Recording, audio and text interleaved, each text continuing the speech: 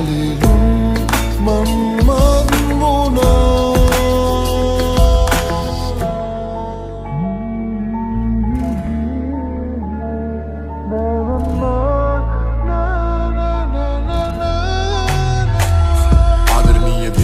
ආදරණීය දිනපොත ඇය එසෙලියා තිබුණා අලුත් දවසක් පටන් ගන්නකොට අතීතෙ වෙත පිටු පෙරලගෙන යනකොට වැටහුණා එහි දිනපත් නැ අතපසු කොට අවසාන දින දෙකෙහි තිබෙන සටහනම් දරගන්න බැරි තරම් හද කරයි කම්පා වැළලිය යුතුය සිතෙන තැන් පළලන මිතිරිය ඇලියා තිබු ලෙසින්ම පවසන මෙසේ ආදරණීය දිනපොත අද තමයි පිරෙන්නේ මට වයස 18ක් අම්මා නැති නිසා තාත්තා ගැන මල්ලි ගැන දැනට මතිත ඇතුළේ පිරිලා මහ බරක් හිත හදාගෙන කාමරෙට වෙලම ඉන්නවා මං අද ගැන කාටවත් නැ මතකවත් හැමදාම තියෙන සාදෙට අදත් සූදානම් තාත්තා මිතුරන්වත් වට කරන් මගේ කනටත් නිවනක් නැ තාත්තා ඉල්ලන වෙලාවට කට ගැස්මක් හදනකන් අනේ මන්දා තාත්තගේ සමහර යාළුවෝ මන්දිය අමුතු විදියකට බලනවා නංගි තව සැර දාන්නකෝ මනං අස සැරටම කියලා තද එකේ කිව්වා කන ගමන්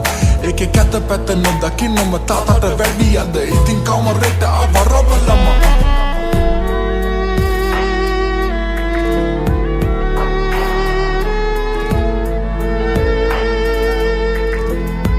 සොඳුරු බව නිහඬ කර සැලිලුම් මම්මත් වුණා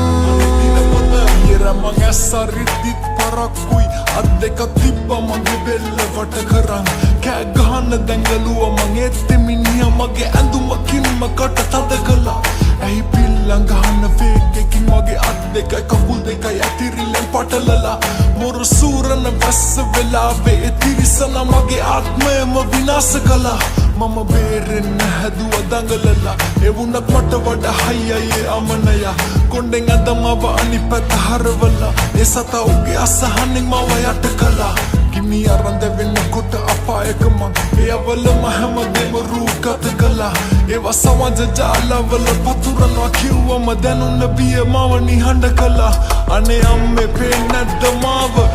ගන්න මට ඉන්න ඕනේ අම්මා ගාව කාටන කියන්නද මගේ වේදනාව පිරිමි ජාතියට කරන මම සාප මේ තමයි මගේ සටහන අවසාන දෙවියෝ පෙන්නාපු අනුකම්පාව ම සමුගත්තාම යුක්තිය ඉටු කරන්න බරයි මේ දිනපොත හමුවන්නට